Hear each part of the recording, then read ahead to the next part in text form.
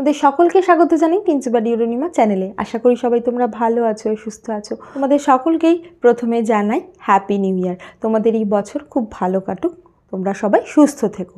চলো শুরু করা যাক আজকের পর্ব। আজকের পর্বে ক্লাস 8-এর লাইফ সায়েন্স পার্টে, মানে সায়েন্সের যে পার্টগুলো বায়োলজির মধ্যে পড়ছে সেই অংশ থেকে চ্যাপ্টার 6-এর জীবদেহের গঠন, এই চ্যাপ্টারটার একদম প্রথম অংশটা নিয়ে আলোচনা করব। সেটা হলো জীবদেহ গঠনের ধাপ ও মাইক্রোস্কোপ, এই দুটো অংশকে আজকে কভার করব। তোমরা বলতে পারো এটা পার্ট 1, ঠিক আছে? আমি আসি, যে কোনো জিনিস, যে কোনো ধরো জড় পদার্থের ক্ষেত্রে বলতে চাইছি, কোনো জিনিস তৈরি হয় বেশ কিছু ছোট ছোট জিনিস দিয়ে। যেমন ধর একটা বাড়ি তৈরি করতে গেলে ইট, কাঠ, পাথর, বালি, সিমেন্ট সব কিছু লাগছে, তাই তো? ঠিক তেমনি আমাদের দেহ যখন গঠিত হয়েছে অনেকগুলো এরকম ছোট ছোট জৈবিক অংশ দ্বারা তৈরি হয়েছে। তাহলে এই কোষ কাকে বলে যদি বলতে চাই, তাহলে সেক্ষেত্রে বলবো কোষ হলো জীবদেহের গঠনগত এবং কার্যগত ক্ষুদ্র একক, সবচেয়ে ক্ষুদ্র একক। মানে আমাদের দেহের যদি সবচেয়ে ছোট ছোট অংশের মধ্যে যাই, সেক্ষেত্রে দেখব এটা দিয়ে জীবদেহও তৈরি হয়েছে, তার সাথে সাথে এটার মধ্যে বিভিন্ন রকম কার্য সম্পন্ন হচ্ছে, ঠিক আছে? তাহলে সেইটাই হলো কোষ। এবার দেখো আমাদের দেহ, এই যে কোষ, এটা তো ক্ষুদ্রতম একক, তাই তো? এই যে কোষ, তাহলে এটা সবচেয়ে ছোট অংশ। এই অনেকগুলো কোষ যখন একসাথে কাজ করে সেটাকে বলে হলো কলা। তাহলে কলা কাকে বলছে? যখন ধরো অনেকগুলো কোষ যারা একই জায়গা থেকে উৎপন্ন হয়েছে, যারা একই রকম কাজ করছে, যাদেরকে বলছে কলা। যেমন ধরো আমাদের দেহে যে কলা দেখা যায়, আবরণী কলা, যোগ কলা, স্নায়ু কলা, এগুলো দেখা যাচ্ছে। আবরণী কলা মানে হলো যেটা থেকে স্কিন তৈরি হচ্ছে। তোমার যোগ কলার মধ্যে রক্ত, লসিকা এগুলো পড়ছে, তার হাড় এটাও। আর স্নায়ু কলা মানে হলো আমাদের নার্ভাস সিস্টেম, যে স্নায়ু, সেইগুলো দিয়ে তৈরি হচ্ছে স্নায়ু কলা। তাহলে দেখো আমি এখানে ছকাকারে লিখেছি, কোষ হলো গঠনগত ও কার্যগত ক্ষুদ্রতম একক, মানে খুব ছোট একটা একক। এই কোষ দিয়ে তৈরি হচ্ছে হলো কলা। কলা কাকে বলে? অনেকগুলো কোষ দ্বারা গঠিত, একই রকম কাজ করে এমন কোষ সমষ্টিকে কলা বলছে। কোষ সমষ্টি মানে একসাথে অনেকগুলো কোষ কাজ করছে, তখন সেটাকে কলা বলছি। আবার অনেকগুলো কলা যখন একসাথে কাজ করে সেগুলোকে কলা সমষ্টি বলে। তোমাদের এই জায়গাটা, কলা সমষ্টির কথাটা তোমাদের বইতে নেই, সেই জন্য আমি এখানে বলছি না।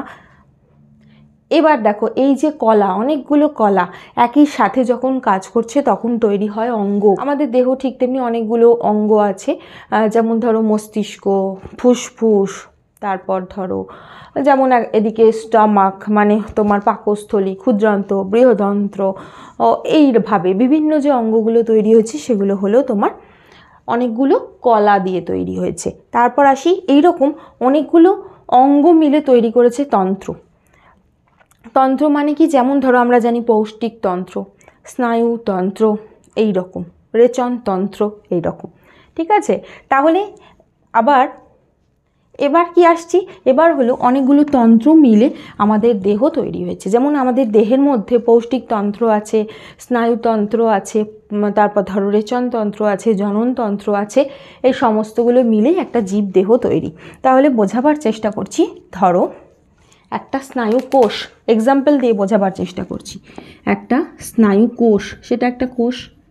এই রকম অনেকগুলো স্নায়ু কোষ মিলে তৈরি করছে স্নায়ু কলা। আবার এই রকম স্নায়ু কলা দিয়ে তৈরি হচ্ছে হলো মস্তিষ্ক। আবার মস্তিষ্ক, সুষুম্না কাণ্ড, এগুলো মিলে তৈরি করছে হলো স্নায়ুতন্ত্র। আবার আমাদের দেহ এরকম অনেকগুলো তন্ত্র দিয়ে তৈরি, যেমন স্নায়ুতন্ত্র, পৌষ্টিকতন্ত্র, রেচনতন্ত্র, জননতন্ত্র, সমস্তগুলো দিয়ে আমাদের জীবদেহ তৈরি। বোঝাতে পারলাম? তাহলে গঠনগত একক কোষ, অনেকগুলো কোষ দিয়ে তৈরি হচ্ছে কলা, অনেকগুলো কলা দিয়ে তৈরি হচ্ছে অঙ্গ দিয়ে তৈরি হচ্ছে তন্ত্র, এরকম অনেকগুলো তন্ত্র দিয়ে তৈরি হচ্ছে জীবদেহ। বোঝাতে পারলাম? এবার আসি তোমাদের বইতে যেটা আছে কোষ। কোষ কাকে বলে? অনেক সময় সংজ্ঞায় আসে, ভালো করে এই সংজ্ঞাটা পড়ে নিও, অনেক সময় লিখতে দেয়। অর্ধভেদ্য বা প্রভেদক ভেদ্য পর্দা বেষ্টিত, মানে এই কোষের গায়ে একটা পর্দা থাকে, সেটা অর্ধভেদ্য হতে পারে, মানে কিছু কিছু মানে সমস্ত জিনিস না, দ্রাবক যেতে পারে, দ্রাবও যেতে পারে না, এরকম, ঠিক আছে। তার সাথে সাথে প্রভেদক ভেদ্য মানে হলো এরা বেছে নেয় যে কারা কোষের ভিতরে ঢুকবে এবং কারা কোষের ভিতরে প্রবেশ করবে না। সেজন্য এই জাতীয় কোষ, সেজন্য কোষের বাইরে যে আবরণ আছে সেটা হতে পারে অর্ধভেদ্য, সেটা হতে পারে প্রভেদক ভেদ্য, যে কোনো একটা হতে পারে। প্রোটোপ্লাজম সমন্বিত, কারণ কোষের ভিতরে আছে প্রোটোপ্লাজম, সব প্রজননশীল, মানে এরা নিজেদের সংখ্যা বৃদ্ধি করতে পারে। কোষের যখন বিভাজন হয় 1 থেকে 2, 2 থেকে 4টে, 4টে থেকে 6, 8টা, এইভাবে নিজেদের সংখ্যা বৃদ্ধি করে। জীবদেহের গঠনমূলক ও জৈবিক ক্রিয়ামূলক এককে, এটা দিয়ে জীবদেহ তৈরিও হচ্ছে, তার সাথে সাথে এটা শরীরের বিভিন্ন যে কাজ সেগুলোকেও সম্পন্ন করছে, তাকে কোষ বলে। কোষের সংজ্ঞাটা খুব ভালো করে পড়বে, ঠিক আছে। এই কোষের কথায় বলে রাখি, কোষ সাধারণত কয় প্রকার? সাধারণত 2 প্রকার, উদ্ভিদ কোষ, প্রাণী কোষ। উদ্ভিদ কোষ আর প্রাণী কোষের মধ্যে বেশ কিছু পার্থক্য আছে, ঠিক আছে। যেমন ধরো উদ্ভিদ কোষের ক্ষেত্রে যে আবরণ আছে কোষের বাইরে সেটা হলো কোষ প্রাচীর এবং কোষ পর্দা, কিন্তু প্রাণী কোষের ক্ষেত্রে শুধুমাত্র কোষ পর্দা দেখা যায়। তার সাথে সাথে উদ্ভিদ কোষের মধ্যে বেশ কিছু তোমার কোষ অঙ্গাণু দেখা যায় না উদ্ভিদ কোষের মধ্যে। যেমন কি দেখা যায় না? যেমন সেন্ট্রোজোম দেখা যায় না। আবার প্রাণী কোষের মধ্যেও প্লাস্টিড দেখা যায় না, যেটা ক্লোরোপ্লাস্ট, যেটা উদ্ভিদে সবুজ পাতার রং সবুজ হয় বা সালোক সংশ্লেষ হয়, সেই জিনিসটা প্রাণী কোষের মধ্যে দেখা যায় না। এরকম বিভিন্ন পার্থক্য আছে, আমি জাস্ট ছোট করে দুটো বলে রাখলাম যাতে তোমাদের পরীক্ষায় যদি কোনো প্রশ্ন আসে তোমরা বুঝতে পারো বা লিখতে পারো। এরপর আসি যে পরের টপিক তোমাদের বইতে আছে, সেটা হলো মাইক্রোস্কোপ। মাইক্রোস্কোপ পড়ার আগে মাইক্রোস্কোপের সাহায্যে যেহেতু আমরা বিভিন্ন রকম কোষ দেখি, মানে জীব কোষ দেখি, যেমন উদ্ভিদ কোষ, প্রাণী কোষ, সেই জন্য কোষকে কিভাবে মাইক্রোস্কোপে দেখা যায় সেটা খুব ভালো করে জানতে হবে। যখন আমি নিজে এমএসসির সময় আমি যখন করতাম তখন কোষ বহুবার দেখেছি। আমরা যে মাইক্রোস্কোপ ব্যবহার করতাম সেটা হলো কম্পাউন্ড মাইক্রোস্কোপ, এবং সেটার মাধ্যমে আমরা অনেক রকম কোষ দেখেছি। যেমন আমরা বিভিন্ন ধরো মানুষের যে বিভিন্ন অঙ্গ সেগুলো সেকশন দেখতাম বা কিছু, এগুলো অনেক রকম কাজ আছে। ইভেন এমএসসিতে তো এই সেকশন তৈরিও করতে হয়। আমরা যখন এমএসসিতে তো পার্মানেন্ট স্লাইড তৈরি করতাম, স্লাইড মানে কাঁচের এরকম একটা রেক্ট্যাঙ্গুলার একটা কাঁচের স্ল্যাবের ওপর ধরো যে র্যাটগুলোকে আমরা কালচারে রাখতাম, সেই র্যাটগুলোর থেকে লিভার নিয়ে, কিডনি নিয়ে, সেগুলোর সেকশন করে, মানে সেই অঙ্গগুলোকে কেটে অঙ্গের পাতলা একটা প্রস্থচ্ছেদ নিয়ে সেটাকে প্রিজার্ভ করা হতো। প্রিজার্ভ করে সেগুলোকে মাইক্রোস্কোপের নিচে দেখতে হতো। এগুলো তো অনেক পরবর্তীকালের কথা বলছি, যখন তুমি হায়ার স্টাডিজে যাবে। কিন্তু 11-12 থেকেই তোমরা যদি সায়েন্স নাও সেক্ষেত্রে তোমরা মাইক্রোস্কোপ ব্যবহার করার সুযোগ পাবে। তাহলে তোমরা যদি এই জায়গাটা ভালো করে বুঝে নাও তাহলে কিন্তু তখন সেগুলো অ্যাক্সেস করতে সুবিধা হবে। যদিও সাধারণ স্কুলে যে মাইক্রোস্কোপগুলো থাকে সেগুলো খুব ভালো হয় না, এবং বছরের পর বছরের ব্যবহার এবং ভালোভাবে হ্যান্ডেল যেহেতু হয় না, সেই জন্য প্রচুর পরিমাণ ফাঙ্গাস পড়ে যায় লেন্সগুলো। খুব বেশি ভালোভাবে যে বোঝা যায় সেটা নয়, কিন্তু মানে তোমরা দেখতে পাবে, হাতে ধরে একটা জিনিসকে দেখতে পাবে, যন্ত্রটাকে মানে কিভাবে অ্যাডজাস্ট করতে হয় সেটা বুঝতে পারবে, সেইটাই।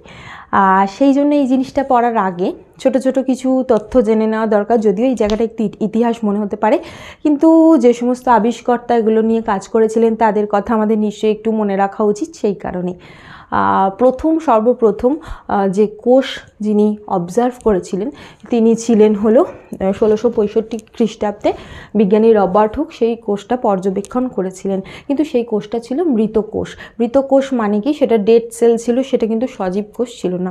সেজন্য যখন পরীক্ষায় আসে যে সর্বপ্রথম কোন বিজ্ঞানী কোষ পর্যবেক্ষণ করেন, তখন এটা লিখতে পারো 1665 খ্রিস্টাব্দে বিজ্ঞানী রবার্ট হুক গাছের যে ছাল, কাণ্ডের ছাল, সেইটা প্রস্থচ্ছেদ করে সেইটাকে অবজার্ভ করেছিলেন তার তৈরি মাইক্রোস্কোপেরই নিচে, কিন্তু সেই কোষটা ছিল মৃত। এবার তোমাদের অনেক সময় প্রশ্নে এরকম দেয় যে কোন বিজ্ঞানী সর্বপ্রথম সজীব কোষ লক্ষ্য করেন, তখন কিন্তু অবশ্যইভাবে বলতে হবে যে 1674 খ্রিস্টাব্দে ডাচ বিজ্ঞানী লিভেনহিক তিনি প্রথম এটা সজীব কোষ পর্যবেক্ষণ করেছিলেন, এবং পরবর্তীতে তার এই যে মাইক্রোস্কোপ সেটাকে তিনি আরও ইমপ্রুভ করেন এবং তার মধ্যে দিয়ে রক্তের বিভিন্ন কোষ এবং বিভিন্ন যে অণুজীব সেগুলোকেও পর্যবেক্ষণ করেন। এই জায়গায় বলে রাখতে চাই যে মাইক্রোস্কোপের নিচে যখনই তুমি কিছু দেখবে তখনই কিন্তু সেটাকে সব সময় যে যেরকম আছে সেরকমভাবেই দেখা যায় না, অনেক সময় কোনো স্টেন ব্যবহার করা হয়। স্টেন মানে হলো রঞ্জক পদার্থ, সেই রঞ্জক পদার্থকে ব্যবহার করা হয়। যেমন রক্তের ক্ষেত্রে দেখার সময় হেমাটক্সিলিন, ইওসিন ব্যবহার করা হয়, মিথিলিন ব্লু ব্যবহার করা হয়, বিভিন্ন ক্ষেত্রে বিভিন্ন আলাদা আলাদা ক্ষেত্রে মিথিলিন ব্লু ব্যবহার করা হচ্ছে, স্যাফরানিন ব্যবহার করা হচ্ছে। এগুলো নিয়ে আমি অ্যাকচুয়ালি কাজ করেছি বায়োলজির বিভিন্ন প্র্যাকটিক্যালের ক্ষেত্রে, সেজন্য এই জিনিসগুলো তোমরা নামগুলো জেনে রাখলে পরে তোমাদের বুঝতে বা আইডেন্টিফাই করতে সুবিধা হবে। রঞ্জক পদার্থ কিছুই না, একটা ধরো রং ব্যবহার করা হচ্ছে কোনো একটা কোষ দেখার সময়, তাহলে কি হয়, কোষের যে বিভিন্ন অংশে বিভিন্ন যে আলাদা আলাদা কম্পোজিশন, কোথাও প্রোটিন বেশি কোথাও জল রয়েছে, এগুলো আলাদা করতে সুবিধা হয়, সেই জন্য এই রঞ্জক পদার্থগুলো ব্যবহার করা হয়। এবার আসি যে মাইক্রোস্কোপ, সেগুলো কয় প্রকার হয়, কীভাবে কাজ করে, চলো ছোট করে জেনে নিই। মাইক্রোস্কোপ সাধারণত 3 প্রকার। একটা হলো সরল আলোক অনুবীক্ষণিক যন্ত্র, আর একটা হলো যৌগিক আলোক অনুবীক্ষণ যন্ত্র, আর একটা হলো ইলেকট্রন অনুবীক্ষণ যন্ত্র। নাম 3টে আমি বেশি করে মেনশন করলাম, কারণ কি, খেয়াল করে দেখো, এখানে আলোক কথাটাতে মেনশন করেছি, এখানেও আলোক কথাটা আছে, কিন্তু ইলেকট্রন অনুবীক্ষণ যন্ত্রে কোনো আলোক কথাটা নেই। কারণ কি, কারণ এক্ষেত্রে এই অনুবীক্ষণ যন্ত্রে যে বস্তুটাকে আমরা দেখছি সেই বস্তুটাকে দেখা যায় আলোর সাহায্যে। এক্ষেত্রেও তাই, যে বস্তুটাকে দেখছি সেটাকে দেখা যায় আলোর সাহায্যে, কিন্তু এক্ষেত্রে যে বস্তুটাকে দেখছি সেটাকে দেখা যায় আলোর সাহায্যে নয়, সেই জন্যই এখানে আলো নামটা নেই। দেখা যায় হলো ইলেকট্রন প্রবাহ দ্বারা, মানে ইলেকট্রন প্রবাহ দ্বারা, মানে ইলেকট্রনের প্রবাহ যায়, বস্তুটার একটা ছবি বেরিয়ে আসে, সেটার মাধ্যমে আমরা দেখি, স্বচক্ষে দেখি না। ঠিক আছে, তাহলে 3টের গঠনে বেসিক বুঝতে পেরেছো। যখন নাম লিখবে, আমি বহু স্টুডেন্টের খাতায় এটা দেখেছি, 3টেতেই আলোক কথাটা মেনশন করে দেয়, কিন্তু সেটা নয়। যখন ইলেকট্রন অনুবীক্ষণ যন্ত্রে কিন্তু আলোক কথাটা আসবে না। ঠিক আছে, মনে রাখতে হবে কিন্তু। তারপর আসি হলো সরল অনুবীক্ষণ যন্ত্র। কি, এটা সরল, নামটা থেকেই বুঝতে পারছো, সাদা সিধে, সেই জন্য এদের লেন্স সংখ্যা একটা। আলো আসে এবং আলোর মাধ্যমে এই ক্ষেত্রে বস্তুটাকে আমরা বড় করে দেখি। কতটা বড় করে দেখি, খুব বেশি বড় করে দেখি না, 15 থেকে 20 গুণ বড় করে দেখি। সাধারণত কোনো ছোট ছোট ফুল, ধরো আমাদের ডিটেলস দেখতে হচ্ছে, ফুলের পরাগধানী, পরাগরেণু বা ধরো ডিম্বক, এই অংশগুলো দেখতে হচ্ছে, সেক্ষেত্রে আমরা ব্যবহার করি হলো এই সরল অনুবীক্ষণ যন্ত্র। 11-এ যে প্র্যাকটিক্যাল বেশ কিছু আছে, মূলের যে কর্টেক্স দেখা, জাইলেম ফ্লোয়েম দেখা, এই কাজগুলো এই সরল অনুবীক্ষণ যন্ত্রের মাধ্যমেও হয়। ঠিক আছে, সেই জন্য এটার কাজ সিম্পল। এটা খুব বেশি যেহেতু বড় করে দেখায় না, সেই জন্য খুব জটিল জিনিসপত্র বা যেটাকে অনেকটা বড় করে দেখার কথা, মানে যেটা খুব ছোট অনেকটা বড় করে আমাদের দেখালে তবেই আমরা দেখতে পাবো, সেই সমস্ত কিছু কিন্তু সরল অনুবীক্ষণ যন্ত্রের মাধ্যমে দেখা যায় না। ক্লিয়ার? এবার আসি যৌগিক। নামটা থেকেই বুঝতে পারছো, সরলের থেকে আরেকটু জটিল আর কি, সেজন্যই নাম যৌগিক। এক্ষেত্রে লেন্সের সংখ্যা 2টো, একটা ওপরে থাকে একটা নিচে থাকে। এই মাইক্রোস্কোপটাই আমরা সবচেয়ে বেশি ব্যবহার করেছি আমাদের বিএসসি এবং এমএসসিতে। এক্ষেত্রে লেন্স 2টো। তোমরাও সাধারণত যে মাইক্রোস্কোপ দেখে থাকবে সেইগুলো এই জাতীয়। এক্ষেত্রে লেন্স 2টো, একটা হলো অকিউলার লেন্স, একটা অবজেক্টিভ লেন্স। যেহেতু মাইক্রোস্কোপটাকে আমরা এরমভাবে দেখি, মানে একটা চোখে রাখি আর একটা নিচেই, যে লেন্সটা আমাদের চোখে মানে থাকে, যেটার মাধ্যমে আমরা দেখি, সেটা হলো অকিউলার। অকিউলার শব্দটা চোখের সাথে যুক্ত, সেজন্য পরে যখন তোমরা পড়বে অকিউলার নার্ভ হয়। ঠিক আছে, সেজন্য অকিউলার শব্দটা চোখের সাথে যুক্ত। তাহলে এই লেন্সের মাধ্যমে, এই অকিউলার লেন্সের মাধ্যমে আমরা মানে অকিউলার লেন্সটা চোখের সাথে কানেক্ট করা হচ্ছে, চোখটা অকিউলার লেন্সের ওপরে রাখা হচ্ছে। আর অবজেক্টিভ লেন্স হলো যেখানে বস্তুটা আছে সেই জিনিসটার ওপরে যে লেন্সটা থাকে। আর এটাও আলোর সাহায্যেই দৃশ্যমান হয় বস্তুটা, আর এটার মাধ্যমে কোনো জিনিসকে আমরা 2000 থেকে 4000 গুণ বড় করে দেখতে পারি। এটার মাধ্যমে অনেক কিছু দেখতে পারি, যেমন ধরো আমি বললাম যে আমরা আমাদের হায়ার স্টাডিজে এটার মাধ্যমে র্যাট বা যে ইঁদুরের লিভার, কিডনি, বিভিন্ন কিছু দেখতাম, বিভিন্ন অঙ্গ, থাইরয়েড গ্ল্যান্ড, সমস্ত কিছু এটার মাধ্যমে দেখা যায়। বেশ ভালো, মানে এটার ব্যবহারই সায়েন্সে অ্যাকচুয়ালি সবচেয়ে বেশি মোটামুটি ব্যবহার করা যায়। লেন্স এটার মাধ্যমে, ঠিক আছে। আর এই যে অণুবীক্ষণ যন্ত্রের তলার দিকে একটা আয়না আছে, দেখো এখানে ছবিটাতে দেখতে পাচ্ছ তলার দিকে আয়না আছে, এই আয়নাটার উপর আলোটাকে রিফ্লেক্ট করানো হয় যাতে সেই আলোটা গিয়ে অবজেক্টিভ লেন্সের ওপরে পড়ে। সেই আলোটাকে মানে প্রতিফলিত করে ওই বস্তুটার ওপর ফেলা হয় এবং যাতে ওই বস্তুটা দৃশ্যমান হয়, ঠিক আছে। সেজন্য এই মানে অণুবীক্ষণ যন্ত্রের মাধ্যমে যখন দেখা হয় এই আয়নাটার অ্যাঙ্গেলটা কোণটাকে অ্যাডজাস্ট করানো হয়, মানে আয়নাটাকে এরকমভাবে টিল্ট করানো হয় যেরকমভাবে প্রয়োজন অ্যাডজাস্ট করার সময়, তার মাধ্যমে জিনিসটা ভালোভাবে দৃশ্যমান হয়। আর তারপর আসি হলো ইলেকট্রন অণুবীক্ষণ যন্ত্র। কি বললাম, আলোক কথাটা নেই, অর্থাৎ এটা আলোর মাধ্যমে দৃশ্যমান নয়। এই জাতীয় যে ইলেকট্রন অণুবীক্ষণ যন্ত্র, এটা প্রথম কথা খুব বেশি অ্যাভেলেবেল হয় না সমস্ত জায়গাতে। আমি যে ইউনিভার্সিটিতে পড়েছি সেই ইউনিভার্সিটিতে একটা মাত্রই ছিল সেটা, ঠিক আছে। কিন্তু এইগুলো অনেক থাকে, অনেক ওটা 100, 150, 200, কিন্তু এইটা একখানা মাত্রই ছিল এবং সেটার মাধ্যমে কিন্তু মানে ফটো বেরিয়ে আসে। এবং লেন্সও এক্ষেত্রে ব্যবহার করা হয় না, লেন্সের বদলে ব্যবহার করা হয় হলো তড়িৎ চুম্বক, ঠিক আছে। তড়িৎ চুম্বকের মধ্যে দিয়ে ইলেকট্রন প্রবাহ হয়, তার ফলে একটা ছবি ভেসে ওঠে, সেই ছবিটার প্রিন্ট আউট বেরিয়ে আসে। ওকে, এক্ষেত্রে আমরা কত বড় করে দেখতে পারি বস্তুটাকে? 50,000 থেকে 3 লাখ গুণ বড় করে দেখতে পারি। সেই জন্য যে কোনো কিছু যখন খুব মাইনিউট কোনো জিনিস দেখতে হচ্ছে বা কোনো ভাইরাস এগুলোকে দেখতে হচ্ছে, তার সাথে কোনো কোষের কোনো খুব সূক্ষ্ম অংশ দেখতে হচ্ছে যেগুলোকে অত্যন্ত বেশি ম্যাগনিফিকেশন প্রয়োজন, অত্যন্ত বেশি বড় করে দেখা প্রয়োজন, সেইগুলোকে আমরা এগুলোর মাধ্যমে দেখতে পারি। তাহলে এই তিনটের অনেক সময় তুলনা আসে, আমি এখানে যেভাবে লিখেছি এইভাবে তুলনা লিখতে পারো বা পার্থক্য এলে এইভাবে লিখতে পারো। লেন্স সংখ্যা একটা, লেন্স সংখ্যা দুটো, লেন্স নেই, তার বদলে আছে তড়িৎ চুম্বক। দৃশ্যমান বস্তুকে আলোর মাধ্যমে দৃশ্যমান করা হয়, এখানেও দৃশ্যমান বস্তুকে আলোর মাধ্যমে দৃশ্যমান করা হয়, এখানে ইলেকট্রন প্রবাহ দ্বারা করা হয়। এক্ষেত্রে যে মানে এর ম্যাগনিফিকেশন বা বিবর্ধন ক্ষমতা, এইটাকে বলবে হলো মাইক্রোস্কোপের বিবর্ধন ক্ষমতা এর 15 থেকে 20 গুণ, এর 2000 থেকে 4000 গুণ, আর এর প্রায় 50,000 থেকে 3 লাখ গুণ বড় করে দেখাতে পারে। এই তিনটে বেসিক। তোমাদের যদি 2 নম্বরে আসে এই তিনটে সবচেয়ে গুরুত্বপূর্ণ পার্থক্য লিখবে।